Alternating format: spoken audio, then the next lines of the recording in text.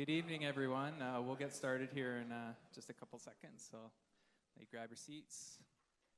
I'm sure there's lots of coffee if you want to grab a coffee at any time during our night tonight, and still some Timbits out there.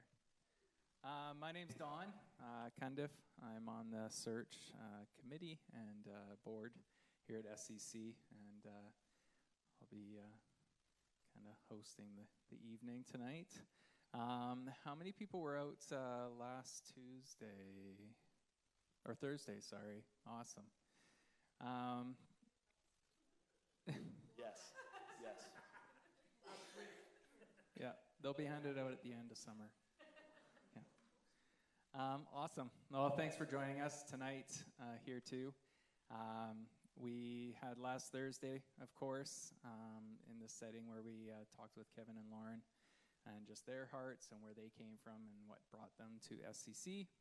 And then Kevin, we met with 55 Plus Friday morning, and we had a full chapel in the back there, probably about 35, 36 people and stuff. How you feeling? How did those go, Kevin? Yeah, it was a lot of fun. Thursday was just encouraging to have people out and asking good questions, and it was fun to have Lauren up front with me. Where's Lauren tonight? There she is. So she doesn't have to be on the hot seat. She doesn't have to be on the hot seat tonight. So, but that was fun. And then Friday was just nice because being in the back chapel there, it's a little more intimate setting. So that was kind of nice to just be able to chat with the 55 Plus group, and they had lots of good questions too. So it was good. Great. Okay. So. Couple housekeeping stuff. We'll kind of same format as last time. We'll be asking Kevin some questions, or I will. There's not two of us up here, just so you know when I say we. I will be asking Kevin some questions in regards for the search team, and letting him answer those. And then we'll have a Q&A from the floor, which Tim Walton will have the mic tonight, and he'll run that around for you if you do have a question for Kevin during that time. The topic tonight is discipleship, life groups, and kind of gospel-shaped ministry here at SCC. So, that's kind of where we're trying to keep the conversation this evening. If you do have any questions for more like board search committee, hold on to those and seek us out after the meeting, because we'd love to answer those too. So there's, just so you have the freedom in that. So I'm going to pray, and then we'll get started. Dear Jesus, we just thank you for this evening that we could spend together as your church. We just pray that you'd be glorified, and that we just understand Kevin's heart and where you've built his faith, and where he continues to seek you out, and his vision for kind of SCC moving forward. We just pray you bless. We just ask for your protection over everybody tonight, Lord, and just that we just give you praise in your name. Amen. Awesome. Okay. Well, we'll get started then. Awesome. First question. I just said awesome. Awesome. Thank you. Did I say Sorry, awesome, and I coughed. Okay, so we'll start off in discipleship. Kind of defining discipleship. What is a disciple, anyways? I know you preached on Levi being called by Jesus this last Sunday. So yeah, it's very top of mind as we're walking through the Gospel of Mark. We've seen the calling of the disciples in chapter 1 and now in chapter 2. A disciple is, I want to go to Matthew 28 actually for a moment, because this is a key chapter. So if you have, you don't have to turn there, but if you want to, you can turn there. Let's go to Matthew 28. I think that's a kind of a key passage when we talk about discipleship. Matthew 28, verses 16 to 20 says, "Now the 11 disciples went to Galilee, to the mountain to which Jesus had directed them. And when they saw him, they worshipped him, but some doubted. And Jesus came and said to them, 'All authority in heaven and on earth has been given to me. Go therefore and make disciples of all nations, baptizing them in the name of the Father and of the Son and of the Holy Spirit, teaching them to observe all that I have commanded you. and behold, I am with you always to the end of the age. So that's Jesus' commission, not just for his immediate disciples that were there, present with him, but that's also the call for Christians. That's the call for the church. So we are to make disciples. And as we see in the Gospels, a disciple is really a learner or a follower of another. And we think of it specifically in regards to following Jesus. I think Jonathan Parnell, he's a pastor in Minnesota. He says this about discipleship. A disciple of Jesus is a worshiper, is a servant, and a witness. A worshiper, coming from John chapter 4, where Jesus says to the woman, the Samaritan woman, she's asking where to worship. He says, God is seeking worship, those that will worship him in spirit and in truth. So that's a part of following Jesus, is worshiping Jesus. Or is he ultimate for us? Being a servant, we see later on in Mark's gospel, Jesus said, I came to serve. I came to be a servant, and he modeled that in washing his disciples' feet, healing many people, having compassion on others. So we need to be those who make servants, who serve others, being others-oriented.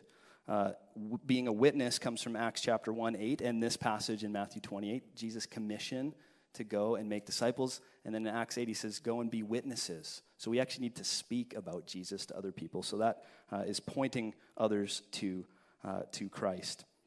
I think another helpful way of thinking about it is this. This is from Mark Dever's book. I brought a stack of books with me today because this is all. I'm not making this up on the spot. These I take from other. Obviously, I take from those that have gone before us that are wise and have good resources. If you want a book on discipling or discipleship, pick up this book by Mark Dever. Book plug, Discipling, How to Help Others Follow Jesus. So this is a helpful little book. In that, he says, Jesus says that being a Christian involves denying yourself, taking up your cross, and following him. That's what Jesus says in Matthew 16. And the fundamental response to God's radical love for us is to radically love him. To be a Christian means to be a disciple. There are no Christians who are not disciples. So that's a distinction that in the past, some people are like, well, yeah, I'm a Christian, but I'm not a disciple. And we don't really see that distinction in the New Testament. If you are a follower of Christ, you are a disciple of Christ. You've been baptized. You've been initiated into the church. And thank you very much. You've been baptized into the church, initiated into the family, and now you are going to go and teach others, as Jesus says, to teach others to observe all that he's commanded. Another thing that we see in the New Testament is all these one another statements. So part of being a disciple is being others oriented. Thank you very much. That's a smart idea. I should have done that to begin with. Thank you. I had to write some stuff down tonight because I didn't want to just wing it. So bear with me because I've prepped some things. Where am I? The one another statements in the scriptures that we see in the New Testament. Another statement from Mark Dever. Being a disciple of Jesus means orienting our lives towards others, just as Jesus did. It means laboring for the sake of others. This love for others is at the heart of discipling. The discipling life is an others-oriented life. It labors in the power of God to proclaim Christ and present others mature in Christ. We see that in Colossians chapter 1. Paul talks about this ministry of presenting everyone mature. And I don't want to preach on that because I want to preach on that in a couple weeks. So I'll save that sermon. But it's this all-encompassing picture of how are we helping other people follow Jesus. So that's kind of where I want to start. Is that helpful? Yeah, I believe so. Okay. Yeah, you kind of summed I jumped ahead. Did I jump ahead? No, yeah. I don't think so. Yeah. What is a disciple? And then I got it in a bit of. What is a disciple? Yeah. Biblical framework for discipleship. Yeah, I'll answer that one. Okay, go on. Yeah. What is a biblical framework? I'm sorry. Dropping all my stuff kind of threw me off. So, what is a biblical framework for discipleship? I love this line. Listen to this for a moment. Discipling is deliberately doing spiritual good to someone so that he or she will be more like Christ. Let me say that again. Discipling is deliberately doing spiritual good to someone so that he or she will be more like Christ. And I think that's a posture of just thinking and being intentional and initiating. So if I'm hanging out with Dawn, or hanging out with you, thinking, how can I help Don know Jesus better? How can I do that? And practically working that out. How can I pray for Don? How can I ask him how I can pray for him? Maybe going through scriptures with him. Maybe sitting down and saying, hey, do you want to read this book on discipleship with me and talk about these types of things? Because I think that's really helpful. So just spurring one another on, as we see in the New Testament. Teaching, correcting, modeling, loving. And that takes some humility. Also in Acts chapter 20, Paul talks about discipleship not just taking place in the gathering, but he says in Acts 20, verse 20, listen to this. How I did not shrink, or I'll back up a moment. He says in verse 18, and when they came to him, he said to them, this is Paul speaking to the Ephesian elders, so the leaders of the Ephesian church. He says, you yourselves know how I lived among you the whole time from the first day that I set foot in Asia, serving the Lord with all humility and with tears and with trials that happened to me through the plots of the Jews. How I did not shrink from declaring to you anything that was profitable and teaching you in public. So there's a public aspect. But he also says, teaching you in public and from house to house. So there's a relational, personal aspect too. There's a public ministry that Paul was a part of, preaching to crowds, preaching to large groups. And then there was a smaller aspect of household kind of discipleship, going to house, spending time with people. So I think that's kind of the biblical framework we see. It takes place in the local church, but it doesn't only happen there. Does discipleship only happen in this building? No. Where else does discipleship happen? As we covenant to live together, we see that we meet in homes. Who meets in other homes during the week? Yeah? Okay, we've talked about small groups, which we're going to get to in a moment. So we meet in homes. We go for coffee, dinner, other places to discuss the word. And the goal of these discipleship meetings is, again, to build others up to be more like Jesus. So I think that's a snapshot without getting too ahead of myself. Maybe that's a lot, too. I don't know. But, yeah. Tuesday night preaching by Kevin. Yeah, there you go. There you go. Okay, so you gave us a biblical framework. Yeah. Now, in your own life, what's an example of how discipleship has looked, either in being discipled or discipling others? Yeah, I broke that question down. So I got these questions ahead of time, just so you know. But I thought I'd break it down into just a few phases of my life. So as a youth student myself, coming out of youth ministry or being a youth pastor for many years, I was a youth student at one point, so I thought I'd talk about that. Then as a college student, as a youth pastor, and as a dad and as a husband. So as a youth student, I shared a little bit last week that growing up in the church that I grew up in, our youth group was volunteer run, which was great. And then when I got into high school, into grade 9, high school started in grade 9 in Airdrie, and we hired a youth pastor. That was the first hired youth pastor in that church. And he used to, again, take me out for coffee. He'd take me to Tim Hortons, and I'd have an iced cappuccino with him, and he'd ask me where I was reading my Bible. He'd talk about things about my life with him. And that was really the first time that someone outside of, like, my older brothers or my dad didn't have a lot of those conversations with me, but my older brothers at that phase and maybe some peer, friends talking about faith. But that was the first time that somebody outside of, those groups grabbed hold of me and started walking with me. And that's probably the story for a lot of us that have grown up in the church, is somebody, an older adult investing in us that isn't like our parents or our older siblings. Just another question, how many is that, like, that is your experience? Just you've had somebody else in the church that, brought you along. Yeah. So that was probably my first exposure to some of that. Also within our youth ministry, we had like Sunday morning Sunday school. I think there was a Sunday school time and then the service time.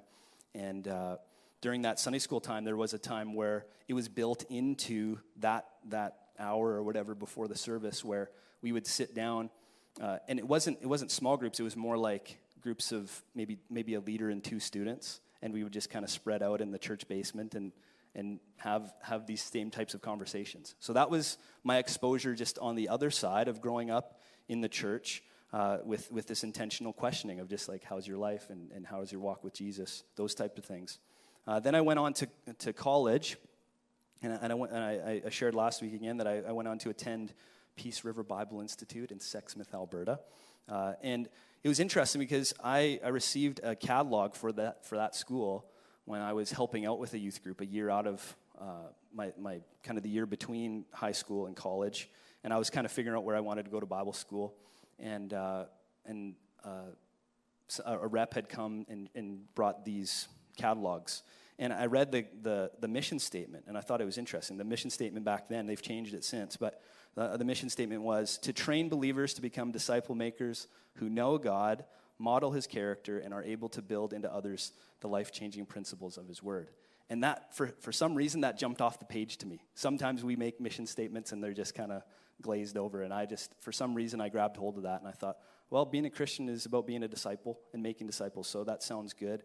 And my lead pastor said, this is somewhere where you should consider going because they are doing this. That's how they're modeling their school. So at PRBI, we had opportunities to be discipled by older students or older staff, so or staff members. And my freshman year, an older student just approached me and said, hey, could I disciple you this year? And I thought, prayed about it and thought it would be a good opportunity. He played hockey and I played hockey, so I was like, sure, let's do that. And so we'd meet on Tuesday mornings. I think that was the time there was a slot between classes that we would meet, and we'd just sit in the dining hall with our Bibles open. And I think he had a little workbook that we worked together through, and had good questions to pray through, and that we would check in with each other. So that was kind of my experience there, PRBI initially, and then the next year. In the next few years, I was discipled by a couple professors. One, because I thought he just saw things way differently than I did, so I thought it'd be helpful to just hear from somebody that was different. And so I would meet with him and a couple other students, and it was just interesting being sharpened by someone who just saw things differently than I did. So that was cool. And then my last couple years, there was another professor who met with me. He'd spent a lot of time in pastoral ministry, and just had some good experience to share, which was really cool.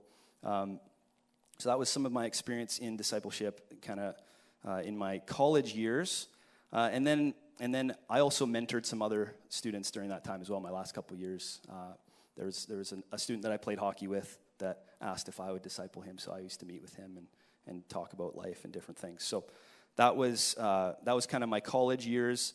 Then I got into Fort St. John and started being a youth pastor and just did what was modeled for me. I would meet with students and do that same thing. Tim Hortons, McDonald's, wherever. Gain a few pounds as a youth pastor because you're going out for fast food all the time with students. But that was kind of my experience there. And then spending time with leaders, youth leaders and parents or other congregants, having lunch with people. And then we also built discipleship into our small group time, or into our youth group time, by having small groups. So on our youth evenings in Fort St. John and here, we have small group time at the end of the night. So you have everything kind of all happening there. And again, that's maybe one component of discipleship, but that also springboards into other opportunities for leaders to go to sports games or go to recitals or go to concerts and get to know students and their families. So that would be some of my experience in that regard. And then as a husband and father, just encouraging and praying with my family and reading the Bible with Ryan and Jay. We sometimes do some catechism questions, just like question and answer stuff. And then reading, praying, singing, which we don't always do, but I think is a good practice. And that's what this book is really helpful for. Tiny little book, but if you are a parent of younger kids or just anywhere along the line, this book, Family Worship by Donald Whitney, is really helpful. He just has that paradigm. Read the Bible, pray, sing. It doesn't have to be elaborate. Anybody can lead that. So dads, it's a good thing to just grab hold of something like that and use it. So that's some of my experience with discipleship in different areas of life. Yeah. Okay. I'm going to kind of blend these next two questions. Sure. One touches on the local church and discipleship. Yeah. But I think you also kind of in regards to small groups and stuff. And sure. Going into life groups, and they've kind of been put on hold for the time of our transition. But you also mentioned that life groups can be a good way or vehicle for discipleship. Can you explain a bit more what you meant by that? Yeah. So the role of the local church in discipleship is huge because Christianity isn't a Lone Ranger deal. We're not called to just go and live life on our own. It's a communal faith that we do together. So it's helpful to be doing that together as a church and recognizing there's moments, again, built in or should be built into maybe some of our regular rhythms as a church family that can be conducive for that. And then also encouraging us to go out and do this outside of these walls with other people. And then being helped in that. One example comes from my time in young adult ministry in Fort St. John. There was a noticeable shift I felt in that group where some of the prayer requests, and I don't want to judge prayer requests, but there were times where we would just be praying for maybe more surface stuff, and then there came a moment where we just had this relationship with each other where it became a space where we were encouraging one another to live on mission with, at our workplaces or at different places in the community and being involved in different ways. So I was encouraged that the prayer request kind of moved from Aunt Martha's big toe, which you can pray for Aunt Martha's big toe if she has a sore toe. I think that's good. But they moved from some of those prayers. I'm driving to the next town this weekend. Can you pray for my drive? That's a fine thing to pray for. But we moved from some of those types of prayer requests to I'm sharing my faith with John at work. And can you pray that I would be bold and I would have the courage to say these things and that I'd have opportunities to share my faith? And some of those more kingdom-type prayers. So I thought that was really cool. So just seeing some of that at play in the role of, or in the life of the local church and in those spaces. 1 Peter 2:9 says this. I'm going to flip over there for a moment. I didn't mark that one. 1 Peter, I'm in 2 Peter. 1 Peter 2, verse 9 says, but you are a chosen race, a royal priesthood, a holy nation, a people for his own possession, that you may proclaim the excellencies of him who called you out of darkness into his marvelous light. Once you were not a people, but now you are God's people. Once you had not received mercy, but now you have received mercy. There's that idea of this priesthood of all believers, that we are all called to this ministry. And seeing that play out in the church is integral. This book, also called The Trellis and the Vine, has been helpful. If you just want to think through how the church and discipleship go hand in hand, this book is incredible. And I'll probably borrow lots from it moving forward. But this book here, not to bore you with what I find exciting, but hopefully you find it exciting too. That's the one on making wine too, is it? This one, yeah, exactly.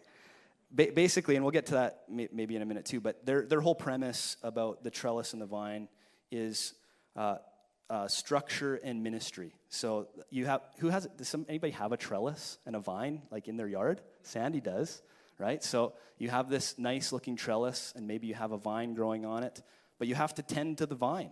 And then maybe sometimes you look underneath the vine and the trellis is a little crusty and you need to, sand it down and paint it or whatever. So basically their premise in this book is that you need some structures, you need some organization. So that's really the trellis. And then the vine is the organic, people work that ministry is. We want to be building people to be more like Jesus. So I think they have just a helpful way of thinking about this. I got to flip to the right page here. They talk about how ministry happens in different places. They say this, the New Testament envisages, I don't use that word very often, the New Testament envisages that all Christian disciples will be prayerful speakers of God's word in a multitude of different ways and contexts. So there's lots of different ways that we can do that.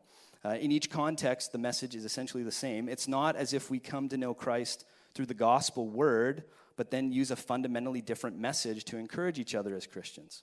The word of God, the message that he has revealed in and through Christ by his Spirit, this is what converts us. And it's also what causes us to grow, bearing the fruit of godliness. The vine grows both in the number of leaves and in their quality and maturity through the word and Spirit, through God's truth being heard and the Spirit making it effective in people's hearts. So this happens in our gatherings. But it also happens day by day as Christians speak the truth to each other and exhort one another to stay strong. Ephesians 4:25, Hebrews 3:13. It happens in the home as fathers bring up their children in the discipline and instruction of the Lord. Ephesians 6, verse 4. It happens in the world as we proclaim the excellencies of Christ before the nations. 1 Peter 2:9, as we just read. Or engage in gracious, salty conversations with outsiders. Colossians 4:5 and 6. Or give gentle, respectful answers about the Christian hope. 1 Peter 3:15 to 16. So what they're getting at there is there's lots of different areas that we can engage in this type of work. So your next question is then on small groups, right? It is on small groups. Yeah, so being a good vehicle. So what I mean by that is life groups are great for fellowship and for prayer and for doing, who's done like some service projects with their life groups? Anybody? Yeah? Okay, so that's another aspect which is good. Bible-based discussion or sermon-based discussion, which we give out sermon notes every week that can be used for that. I think there's value in sitting on a couch in someone's living room that's just different than this type of setting. This is great, but there's something about when you actually have people in your home and sit down with them. So that's a part of life groups that's exciting, a little bit more of that intimate setting. But small groups are not primarily geared towards teaching. Like, I don't think that's the main teaching area. I think it's a great fellowship area and a great relationship area. Not that teaching can't take place there. Their strength is, again, in that greater intimacy, which a smaller group can attain compared to this larger group. If we just broke into a big circle right now and said, okay, let's pour out our hearts to one another, you'd all feel very awkward. And you'd be like, I have to go to the bathroom, I have to go check my dog in the car or whatever, and you'd be out of here. You want to try that? Yeah. It'd be better, though, in a small group. We recognize that. So that's what I mean by it being a vehicle. I think it's great, and it hits a lot of great things. But is it the main thing? I don't think so. I think there's lots of different components. So I'm a fan, but it's not the only thing. Does that maybe answer that? I think so. Okay. Do you want to just keep rolling? Yeah. Okay. We'll read the next question, and then I'll. You want me to? Yeah, read it. Read it out. You just seem like you just.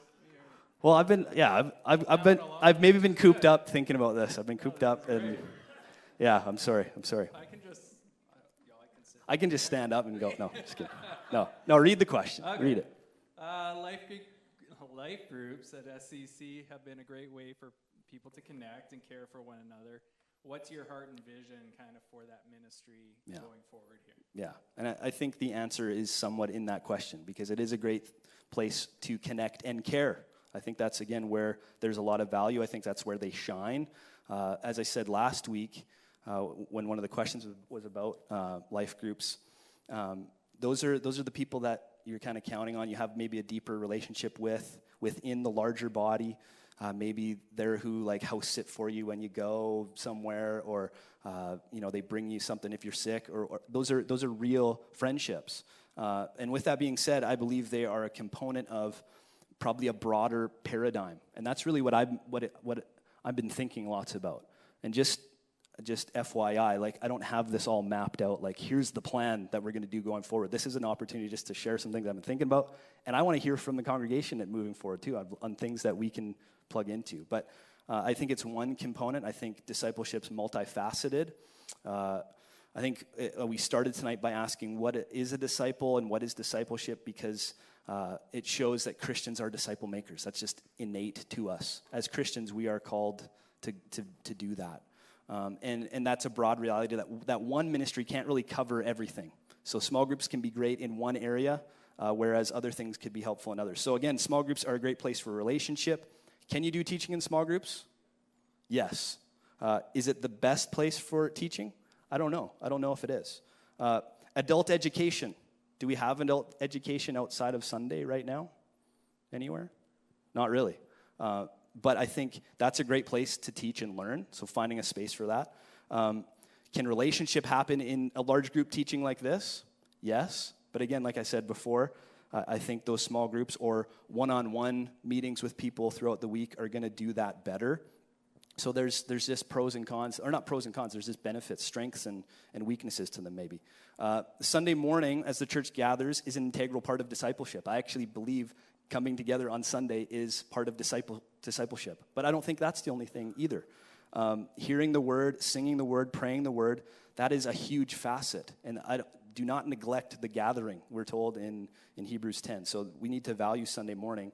But one sermon in the course of your week is not enough. You need some other pieces. You need some relational pieces in those things.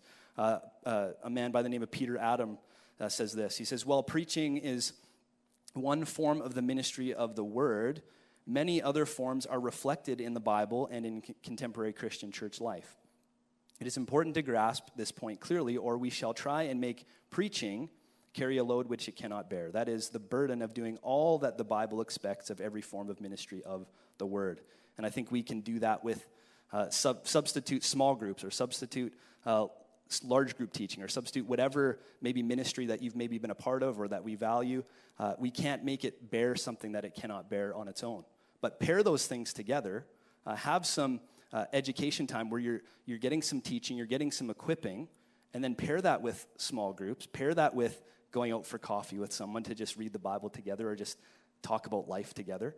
I think that's going to be much more helpful and holistic and just kind of thinking about all of life. Without the other scary part is just busying our schedules so much with church stuff that we don't actually live on mission. So I don't want to communicate that either. We need to recognize what's actually helpful and what can fit in our schedules and those types of things. So then to answer the question, I'd say that I believe life groups have a part to play in our discipleship process. This is probably not the main thing, but a very important piece. So is that helpful? I shouldn't ask that every time, but yeah. Good? You're putting me on the spot. Yeah, I am. Well, I have to answer a question? Yeah. I'm the asker. Okay, you ask me. Yeah. I just think there's been questions on whether I value life groups or think they're important, and the answer really is yes. And I think we need to keep doing that moving forward. And as I said last week, we want to do them well. So how can we... The other thing, so large group teaching, if you can, depending on what time of the week you do it, you can have a few teachers. But when you have small groups, you need lots of leaders, especially for a bigger church. You need lots of people. So you want to make sure those people have what they need. You want to be able to train those leaders properly and make sure that they have resources that they need and feel connected and supported. So that's where that can be a bit challenging too, but I think it's still valuable and worth doing. So, yeah. So building up those leaders to keep that ministry going. Exactly. Yeah. People can get connected in.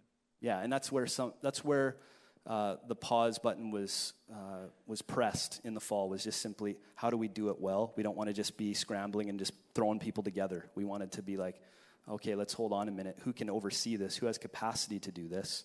And none of us really had that extra space at that time, but we're in a new season. So, yeah. Great, thank you. So, it sounds like you like to teach. I could be wrong, but just kind of. Well, I don't know if I. Speak. If you said you're gonna love teaching when I was like this PRBI student, I would have been like, no way, man. I don't want to do that. But I think I've grown to love that. Yeah, totally. Teaching. Yeah, I've grown to have a love for that, for sure. Yeah. So, kind of in the past, you've mentioned you have a passion for biblical teaching. Mm. This is a bit broader, but what are some areas of biblical teaching that you would love to possibly preach on? Yeah. Touch on? Yeah. For going forward? Well, I think you skipped a question actually, but I can answer this one. I can answer that one. Our conversation before this night, yeah. You had mentioned that there's another question that you could answer. Oh yes. Well, so which one would you prefer? Let's then? go to. I crossed the other one out and I can't. Go to questions. Can you read question 7? Do you have that? Oh. Yes. No. Okay. I can read it. No.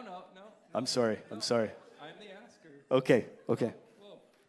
Okay. With life groups also being a place to learn and grow in Jesus, what are some other avenues that you would love to see at SCC? There we go. So yeah. I'm not doing the next one down. Yeah. Okay. Number 9. You could even read number 9, and I could say I already answered that. We could do that too. But I don't know. We'll see. Sounds good. Okay. I wasn't sure how long we'd go on each of these. So, with life groups being a place to learn and grow in Jesus, what are some other avenues that I'd like to see? So as I just said, I think adult education is maybe a spot that's missing a little bit. And some of you might be like, that sounds boring. I don't want to do that. And that's okay. but I do think we need a place where we can train and equip and just teach on stuff that maybe a sermon wouldn't. Is a sermon a best place to have like a parenting seminar? I think you can have some preaching on parenting as it comes up in the Bible, but a parenting weekend. We did a few years ago, at least, what do we call it? Family discipleship, where we had it we had it in this room, and like that's a larger group teaching where we can talk about it, and there's some back and forth and some of this, so which I think is helpful.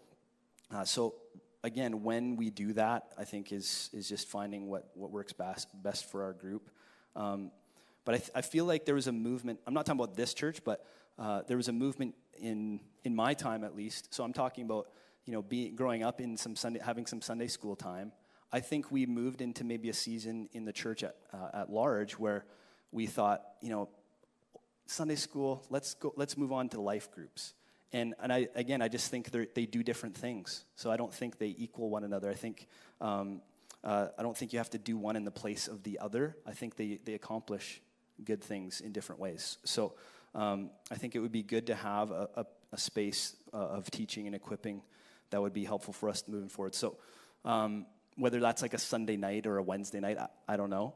But kind of a time where we can walk through some basic, Christianity for new believers. Let's have a new believers class, or let's have a Christian life class, or let's have a Old Testament overview, or New Testament overview, or church history, or systematic theology, or a host of other things that would be helpful tools, resourcing people, giving. This is a quote from another book, How to Build a Healthy Church, which I think is a great book as well. It says, the idea is to provide people with a growing backpack of resources for understanding the Bible more accurately and living the Christian life more faithfully. So we want to be doing evangelism. So how do where's a good space to train people for evangelism? I think, we can hit on that on a Sunday morning, but fleshing it out a little bit in maybe a large group teaching would be helpful. So that's a thought. You can give me your feedback on that as you think about that as well. Obviously, the Sunday morning service, I think, needs to be word-centered, and I think we do that. We want to read and preach and pray and sing and see the word every week. So continuing on with that, I thought that's worth mentioning. Maybe another time together where we can pray together and hear some testimonies. I was talking to Zach. Where is Zach? Not to put you on the spot, but I was talking to Zach, a couple months ago, about testimonies and where do we hear testimonies, and I think there's some value to have a space to do that and have prayer requests in a larger group. Maybe you have that in your small group time, but maybe a prayer meeting, maybe that's a monthly thing, or I don't know. So those types of thoughts for the whole church, like let's have a prayer meeting. That's old school, but I think that's great. Why not? Yeah. Oh yeah. I have a fan. I have one. That's good. Yeah, I think some of those things are helpful, and maybe we've neglected them to our detriment. Maybe. So I think that there's value in those things. So whether that's a Wednesday evening or something, that just makes sense. It's midweek, whatever. Again, recognizing there's different schedules for people, or again, having maybe that's a teaching time as well. But I think some of those opportunities, pray for specific missions, opportunities, and those things. Provide a space for somebody that's wanting to learn how to teach, giving space for that in some of these gatherings. So a young person preparing for ministry, can we give them a space to lead a devotional in some of these spaces, or teach a class in some of these areas, and explore those giftings? So that's one of those thoughts. Also, I have on my list here members meetings. Does that get anybody excited? Melissa will be excited. Melissa's excited.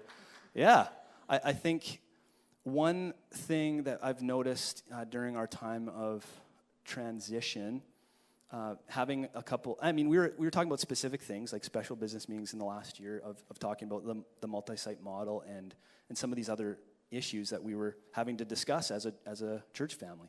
I think having more space for some interaction and feedback from the congregation and seeing the value in this is spiritual work. This is our witness in this community. Like as a member of Shuswap Community Church, this is what we're trying to accomplish. This is what we're trying to do. So giving a few more spaces for that throughout the year. So here's the quote that I steal from Mark Dever. He says, more commonly known as business meetings, members' meetings are so much more of a privilege than we often give them credit for. We are meeting together to conduct the affairs of the kingdom as the church grows and expands. There is scarcely anything more important that we could be doing.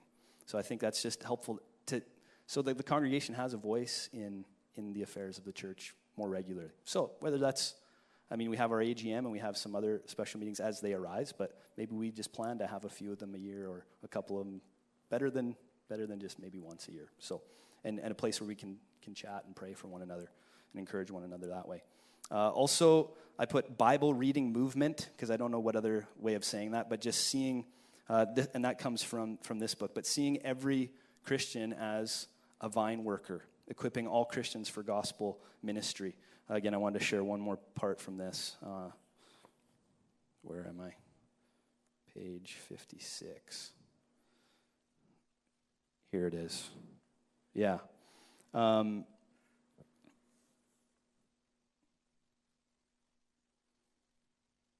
We all exist in three spheres or contexts of life: our family or home life, our interaction with friends, colleagues, neighbors, and the wider community, and fellowship with God's people in our congregations. So how might we speak the truth of God's word in each of these contexts? So they have just a little chart here with some different examples. So in the home, one-to-one Bible reading and prayer with your children, Bible reading and prayer with your spouse, maybe writing letters of encouragement to family, bringing the Bible to bear in daily conversations. So just how do we live that out at home?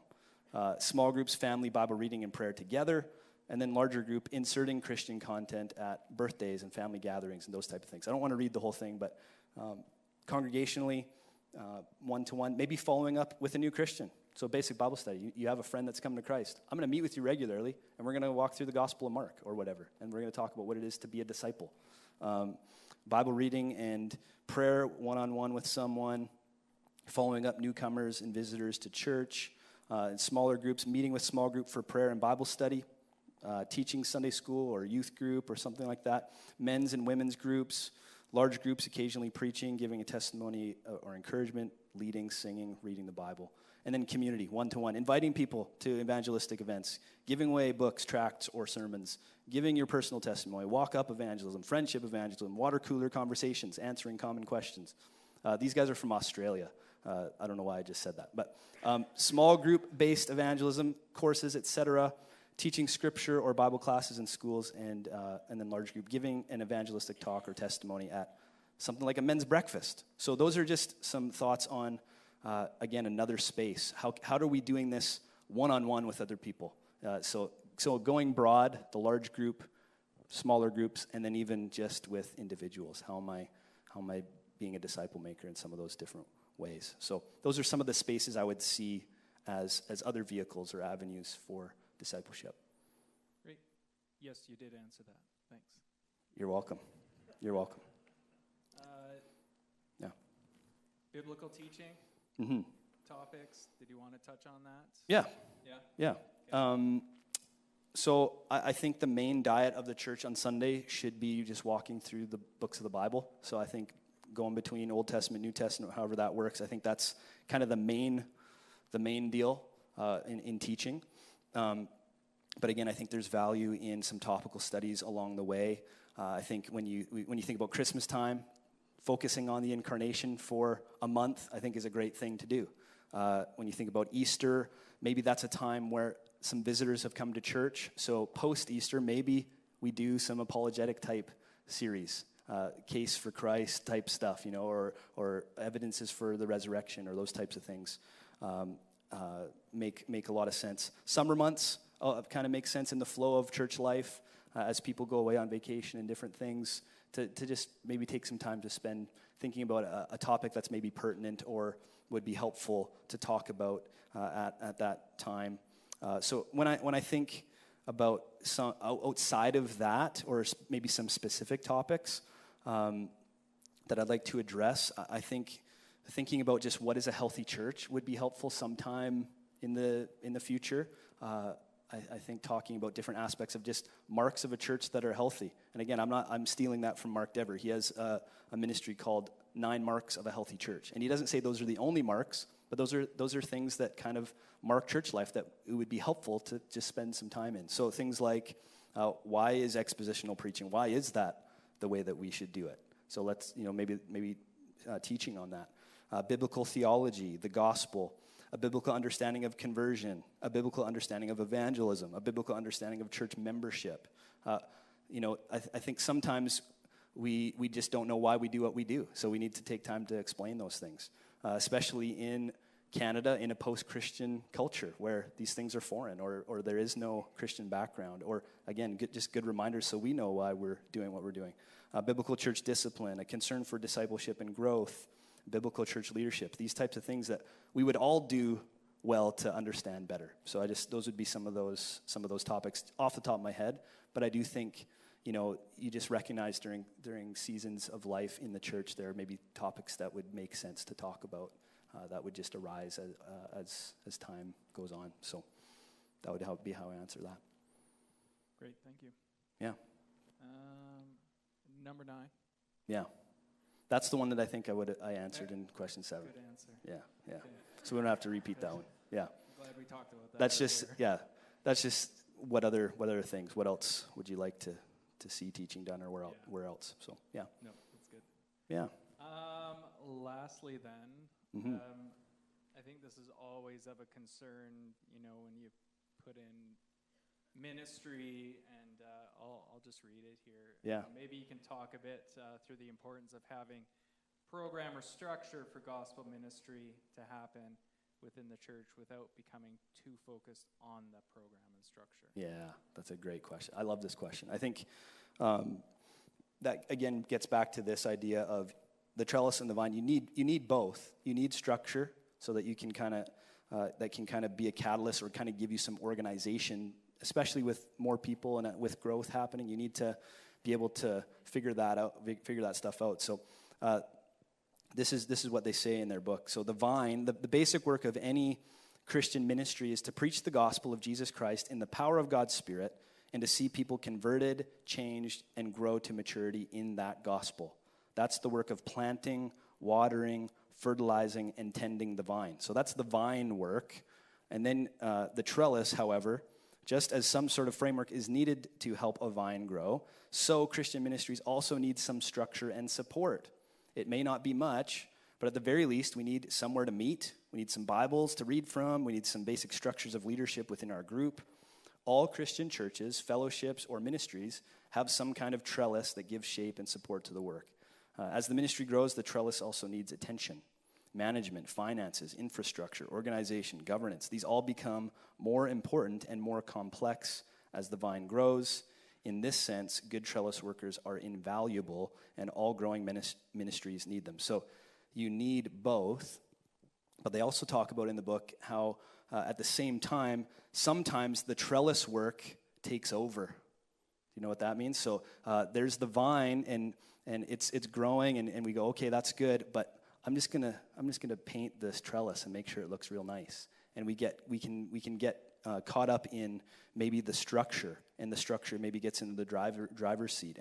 And sometimes that's because it's more tangible, and sometimes it's more, maybe looks more impressive or more visible. You can point to it and really measure it. Here's a committee, or here's a budget line, or here's a program, or an event, or whatever it is, and not disparaging any of those things. But sometimes we can get caught up in that, and it's just like, look, we're doing some stuff over here. And really, the hard work is the personal stuff, is the actual ministry side. So, and it's maybe harder to measure in some of those things. So that's where it can go off the rails a little bit. So we need to remember that commission of our command is to make disciples. Like, that's what we're supposed to do. That's what Jesus called us to do. We do that through baptism and teaching.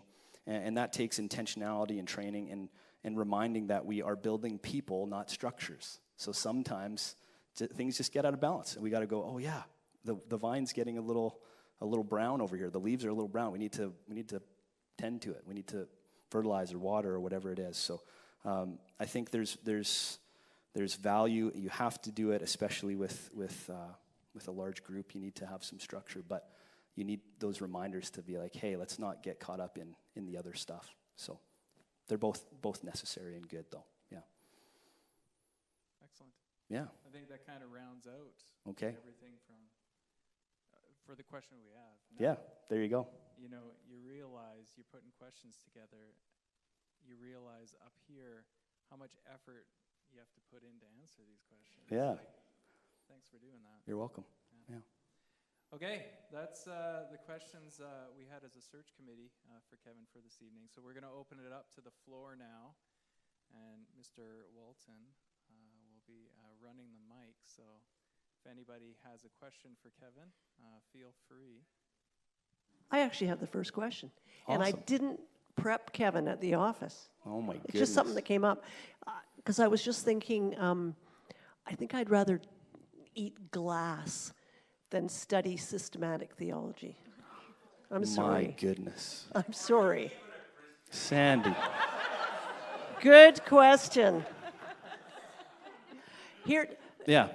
where my question to you is, where do you see the role of vulnerability in some of these Yeah. things? And like, I'm interested in the transforming Yeah. stuff, Totally. like the inner work. So Yeah. like, I get concerned with too much head knowledge Yeah. that we neglect that. So yeah, and that's some of the challenge too. So even just talking about structure and people work, it's the same with knowledge, because we can sometimes think, I'm not going to make disciples because I don't know enough stuff. But I've been in the church for 20 years and I've attended every class that we have. You know, and we think I don't know enough. So we can err never actually putting that into practice. I think that's fair. But I think I would want to, with some of the teaching stuff, I would want to make it accessible and realistic. So for maybe it's 5 weeks. Maybe it's 5 weeks where and it's an evangelism class that's like, hey, we're going to give you some tools on just how do you share your faith in different ways, and then go and do it, and let us know who you're talking with and who you're praying with, and I think, again, recognizing that teaching group is probably not the best area for that vulnerability piece. But that's where your small group is going to be helpful, because you do have that. And that's why you like your group, right? Like, you're not going to it because they're talking about systematic theology. You're going to it because they love you and you love them, and they know you. And then while you're meeting with people throughout the week and grabbing coffee and asking about the deep stuff in their heart that they wouldn't share in that group even. So does that answer that? Very well done. Thank you. Awesome.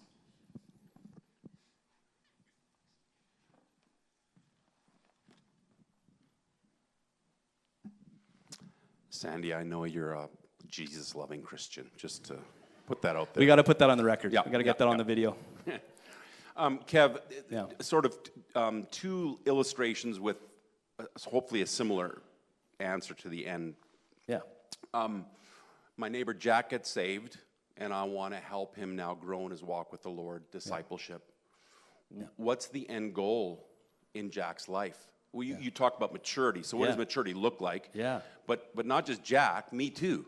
Yeah. Like, as somebody who comes to SCC, I want to be growing in Jesus. Yeah. What's the end run for Steve Jans Yeah. in his discipleship here at SCC as a mature follower of Christ? Like, how would you define that? What are we aiming towards? Where are we pushing people towards? Yeah. Because is there something, or Yeah, I think that reproducing piece. So I didn't actually bring that part up, but I have it here. What question was that? Oh, it was on the biblical framework. So again, not to lean on this, but I read this a couple years ago, and it kind of shapes how I think about things now. So I think that's helpful. But they talk about outreach, follow-up, growth, and training. Outreach, follow-up, growth, and training. So, and maybe you've heard of similar things. There's other things out there that talk similarly. But there is, with outreach, at the outreach stage, people come into contact with the word of truth for the first time. So you've shared with Jack the gospel, and he's responded. So somehow the gospel's been explained to him. Once Jack responds to the gospel message and puts their faith in Christ, some sort of initial follow-up is needed to establish them in the faith, teach them the basics. So maybe you're like, I'm going to walk with Jack here and just keep walking with him, or I'm going to bring him to my group, and we're gonna walk with him, or however that looks. And then follows the lifelong process of growth as a Christian disciple, because we're not done. Like this, we have our neat little charts. Even in this book, there's a really nice chart and a little drawings of little plants and stuff. And we have those, and that's not how life works. It doesn't fit into a nice little diagram like that. But it's this continual process of growth as a Christian disciple, growing in the knowledge of God and the godly character that flows from that knowledge. So you think of the fruit of the Spirit in those lists that we see in those gift lists that we see in the New Testament. And then the fourth stage then is training. It's not a sequential one as if it happens after the growth is finished. It kind of, that part in their diagram loops together. I could have put it on the screen. Maybe I should have done that. But that's where I think where you keep walking with Jack, and Jack now is getting, I have to live an others-oriented life as well. I have to be thinking about others too. So it's this, it's kind of cyclical in that way. Maybe is that helpful? Like you haven't arrived, and maybe he's going to encourage you. Maybe Jack's going to say, "Hey, Steve, what are you doing?" And get you moving again. The PRBI. Yeah. The PRBI mission statement that you had. Yeah. Talked about making disciple makers. Exactly. So that's the end goal, is like we all want to be making disciples. You're reproducing. Yeah. Okay. Good. Yeah. It doesn't stay there. Yeah. A disciple is a disciple maker. Hey, Kevin. Yo. Your last pre-planned question. Yeah. You referenced measures a lot. Okay. I like measures. It's one of the things that I do for a living too, is all performance measures. And totally. I also was a camp kid. I grew up in camp ministry. And so I'm thinking about measures, and I'm thinking about church growth. Yeah. I know that we have sometimes some really archaic ways of measuring growth. Sure. And I think sometimes it's hard to capture. You report back at a week at camp, and this many children committed their lives to Christ. This many children had a recommitment of some level, some scaling level. Yeah. But it doesn't actually measure discipleship. Sure. It doesn't measure what happens beyond the camp. And I think the parable that comes to mind is that of the sower. And that, in reference to your trellis analogy, sometimes the new trellis in town can be the one that attracts the biggest growth, and it's hard to measure how much of that is real and how much of that is the seed that's scattered and taken root really quickly, but won't necessarily have the root long term. And so, in your mind, for yourself, what are your measures for growth? Yeah, that's a good question. I was looking over here because I wanted to pull my phone out because I actually have a little list. Another book that I read in the last few years. Does anybody know Jared C. Wilson? He came here a few years ago and preached at our men's conference. He wrote a book called The Gospel-Driven Church. So there's another book you may have heard of, The Purpose-Driven Church, years ago.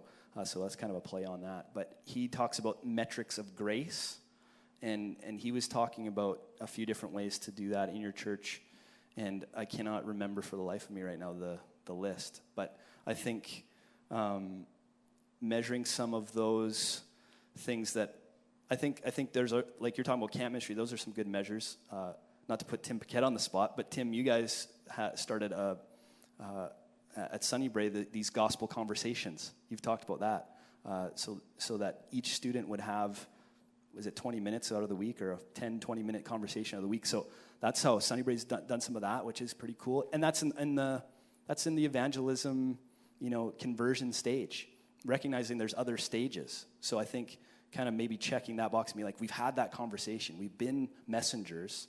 That gets me thinking on another tangent, but just there's been even ministries in the past where it's like, this is our men's group, and we're going to go play golf, or I don't know what it is. And it's like, that's our ministry. We're doing discipleship. And it's like, well, do you ever talk about Jesus?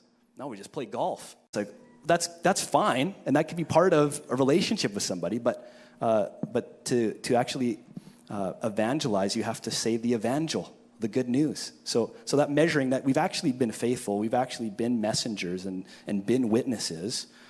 So in that area, and then just seeing how I've talked with Steve about this before, but just what's one thing that can move you further to Christ, and some of those things are tangible. It's like, I'm never reading my Bible. Well, let's get you reading the Bible, We can, and not to check it off the list, but to go, that's going to actually make you more like Jesus. That's going to give you some more, you're going to recognize his voice, some of those things. So Metrics of Grace by Jared Wilson, like that's actually really cool stuff on just thinking about church in general, of how we're measuring things. And there is value on measuring the classic things that you measure. Nickels and noses, that's how they used to say it. But there is value in that, but it's more than that. Again, like we've said earlier tonight. So there's some other measures, like are people singing on Sunday? I think that's an interesting thing to measure. So it's like Joe over here is really into the singing, but you look around and no one else is singing. Okay, what's up with that? But everyone's belting it out, praising the Lord on a Sunday morning. I think there's something to that. Wow, there's a visible expression of worship that we see.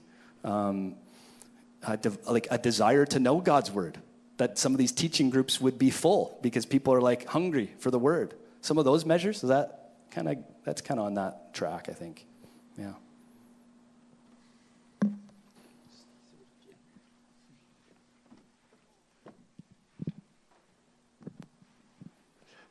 I'm going to ask this question just because I actually don't know you as well as I would like. Yes. And honestly, Wendy and I are very encouraged by you being brought forward as a candidate, and I think it's very timely. And but I guess I would just ask you to describe your leadership style. Okay. When it comes to, now you're going to have to imagine, because you haven't been a lead pastor in a church in this setting, but what kind of, is it a visionary leadership? Is it an autocratic leadership, or is it a collaborative leadership style? What makes you tick, and how do you kind of draw people in to make them take the journey with you? Yeah, I definitely think like I'll have thoughts where, I want to lay the tracks and some of the vision, but I do think I'm more collaborative, and especially stepping into this role, I would not like to assume that I have this figured out and that I can do this. So I want to lean on teams of people and building some of those teams, and lean on wisdom of the elders, and not try and say like, hey, I've got all these great ideas and we're going to do them. Maybe I do have a couple good ideas. That's awesome. Let's roll with that. But I want to do it together. And even getting back to what I've said previously about some more membership meetings or those types of places, I think the congregation needs to have a voice and needs to be able to speak to some things. So I think collaborative would probably be where I shake out. I'm kind of a situational leader. If someone's strong and just is going for it and they're doing great, I'm happy to like come alongside and support what they're doing. And if they're not in that role, I'm like, I'll take the reins and go for it. So does that help? Kind of answers that? Yeah.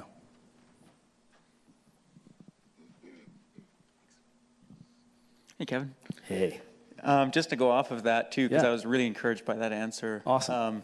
Yeah, I was just going to say, like, there's lots of great people in this church. There Lots is. of awesome, passionate young people. Yeah. And I was just really... And old people. Yeah, and old people. I don't know, I was just really encouraged by that answer, because I just know that there's a lot of young people that they've got a lot of great vision, lots of great skill, and they want to get involved, and they want to be encouraged to do stuff. Yeah. And you kind of answered my question with that last one, but I wanted to kind of know your leadership style as well, in terms of I know you're an approachable guy, which I like. So it's like, you know, people just coming up and being like, hey, can we do this? Can we try this out? Can we, you know, get a group of people together and do something? Because this is something I'm passionate about, or whatever. I know Sandy gets in there and does lots of stuff, and it's great. But it's, there's lots of people here that want to get involved, and so I liked what you said about you want to be collaborative, and not just be like, I'm doing my thing and stuff like that. So no, that was a question that I was actually asked last Thursday night after we had our meeting. I was just standing down here, and someone came and asked me, you're talking about all this teaching stuff. Like, are you going to do all that? And I was like, no, I don't want to do all that. I would like to do some of it, but that's where that priesthood of all believers comes into play. Like, I think seeing more mature Christians, seeing everyone as a vine worker. That's why I like this book a lot, because it's like every Christian's a vine worker. So are we all working at it? Like, do we all have a part? And recognize we've been gifted, we've been given gifts, so how do we use them and figure that out? And I want to be doing what the Lord wants a pastor to do, and a pastor is to be equipping people. They also have just a framework of different types of pastoral leadership, like pastor as CEO, or pastor as a clergyman, or pastor as a trainer. And they say there's bleed through in some of these different ones, obviously, but you want to be you want to be a trainer. You want to be kind of a player coach, which I was at one point, like playing on a hockey team and soccer teams back in the day. And so you get to like practice what you're teaching alongside, and there's better players than you, so let them go and score some goals and do what they got to do. So, yeah.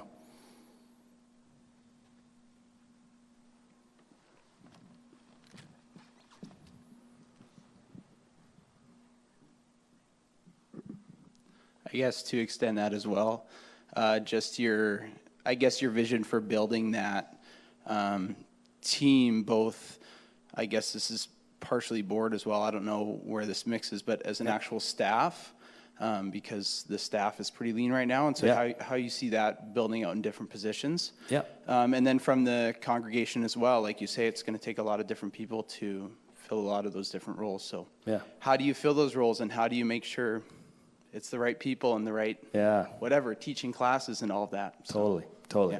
Yeah, I think said this last week too, like I want to be patient. So, we're not going to have people in all those spots and all these ministries rolling tomorrow.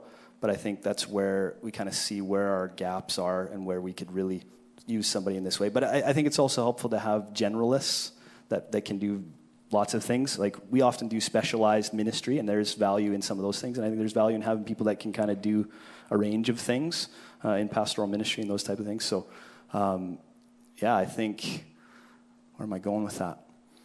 I think it's going to take some time to figure that out. And again, that's where I'm going to lean on the other leadership that we have with the board and elders to kind of help sort that out from that side, and then just see where some holes are and where some natural. It's like, well, we clearly need this, so let's look for that. Yeah. Is there anything that you see now as far as holes, or like a need that you really see now that you would like to push towards in that? Like you've mentioned a few things already with teaching and whatnot. Like for something specific, I guess, what do you see and how do you see that filled? Yeah, I think that teaching one is the main thing. I think having a space where we're equipping people, because if we're talking about training, where do we do that? So I think having a clear environment where that can take place, and we can kind of foster that. And if you're training, so you can train more people all at once, and then they can get slotted into specific areas. Does that make sense? Yeah. Again, without having it all figured out right now, but that's just some thoughts. I'll just press in a little bit harder on this question too. From a staff perspective, you talked last week. The office space is rather meager right now, and we recognize that there's been a lot of transition in the last 12 months or so. What are some of those pressing things that you see from a staff standpoint? Obviously, you have a team that is making things work really well, or that we have a team. It's not your team yet. It might be one day, but we have a team that's doing really well. What are some obvious things, and maybe not a specific position, but what are some of the holes that you see need to be filled? Well, I think some of if we're talking like trellis work, so maybe some administrative help, but I think we're getting that right now. So that's where I want to see how that plays out, maybe, and just see where we're sitting, even in a couple months, saying, okay, are things really slipping through, or are we kind of covering what we need to cover? Are people being too taxed in the areas that they are overseeing? Or where can we actually maybe restructure where some people are at? Like we're working through job descriptions and those type of things right now to just see where we best fit, even currently. So where are the things that we're just really going for it, and you're in your right area of gifting? And how can we bolster that and encourage that and make sure we're in the right spot? Because we've all kind of carried different things staff-wise for the last however long it's been. So, that would be the first one that comes to mind. Just some of that stuff. And just other, and then on the Vine side of people side, just more discipleship-minded individuals that are wanting to train and equip other people. in whatever area that might be. So, yeah. I don't know if there's a limit. Let me know if there's anyone who wants to turn. You filled your limit. Yeah, You're done. exactly. Yeah. Is there anything for you specifically that you feel like you need support in going into your first lead role with a pretty small staff? Yeah. Is there something that you see, a type of position that you would see that you need support from? I guess. Yeah. Well, it's kind of early for that. I don't know. Like, I think an associate of some sort, or assist, I think associate's a good word because I think that can mean lots of different things. They don't have to be pegged into one area. Maybe they're administrative, maybe they're discipleship oriented, whatever, shepherd, heart. Just more help is good, would be good. But I don't think, because I just can't being able to meet everybody. Like, I just can't do that. So just more pastoral helps. Yeah. My initial thought.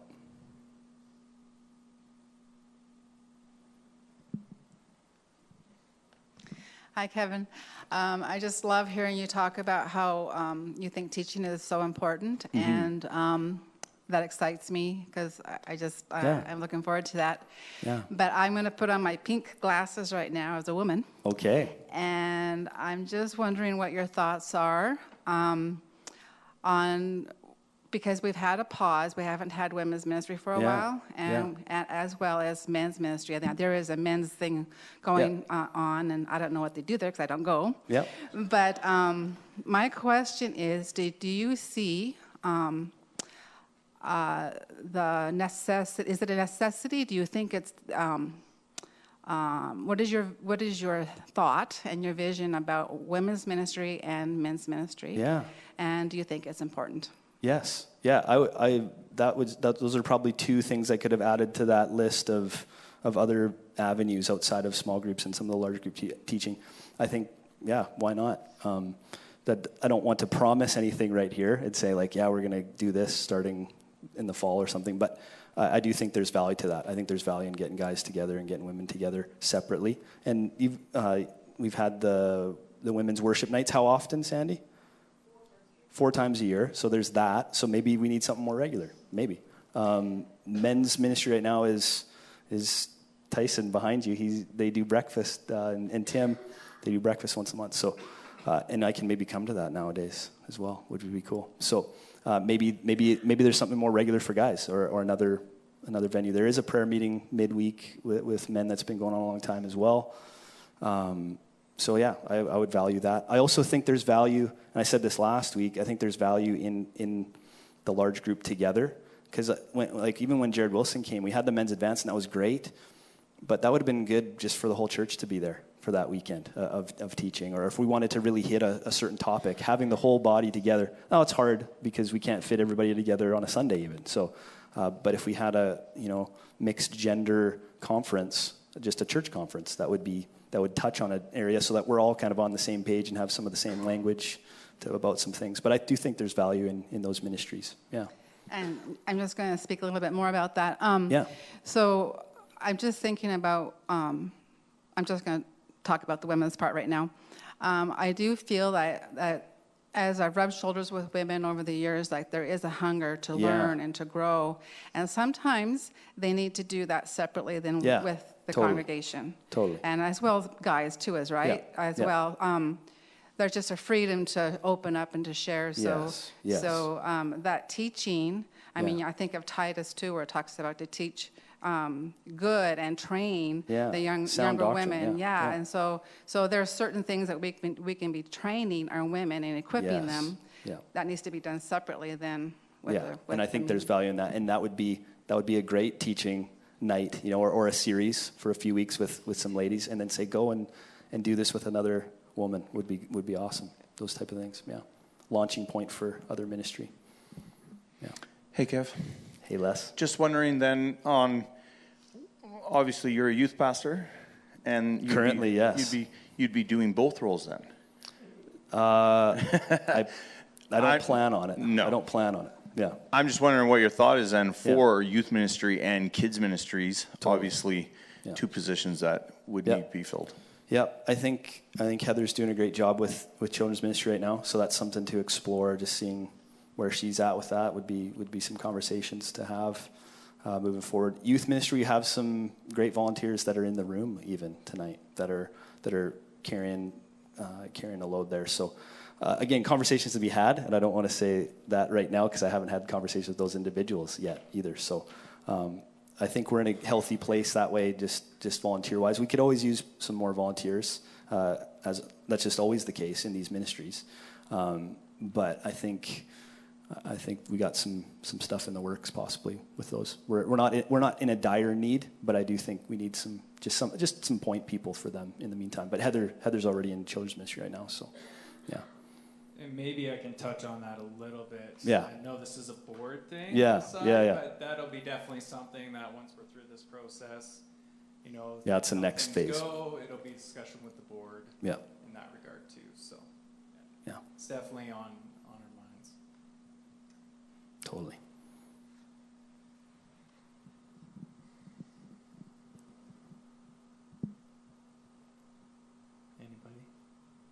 Anybody? Bueller. That's what my youth pastor used to say. Bueller. That was so 80s. So 80s. Any other questions for Kevin for tonight? Thank you very much for everyone that's participated. Yeah. Come chat with me after too if you have other stuff that you want to chat about. Yes, we're not done. So, you can mingle and hang out. And Core board and search team are here too. So if you have other questions for us, feel free to find us out. Thank you very much, Kevin. You're welcome. For joining us tonight. Yeah. So our next night will be July 3rd, 7 p.m. here. It's going to be a worship and prayer night, along with kind of a broader open Q&A for yourself. So sure. Could be some things that are touched on from people that just couldn't make it out tonight, but it could be more different things that Kevin's able to speak on too. And too, like Jen touched on Sunday, as much as the vote is for members on the 8th, as a church, we're full of people of members and non-members, and just encourage, if you know people that aren't members too, that want to come out to these, to feel free, because it's very much their church too. So we're all a body of believers and disciples of Christ, and learning as we go. Exactly. Tim, do you mind closing us out in prayer tonight?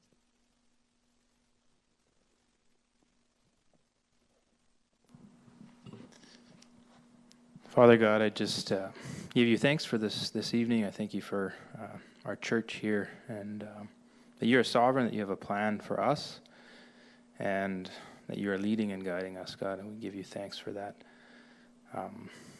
Yes, Lord, I just lift up the remainder of these nights. May be an encouraging time to ask questions to Kevin and just about to the search team and the board about the future here of the church, God. And may you be honored and may you be glorified. In your name I pray. Amen. Great. Thank you very much, everyone.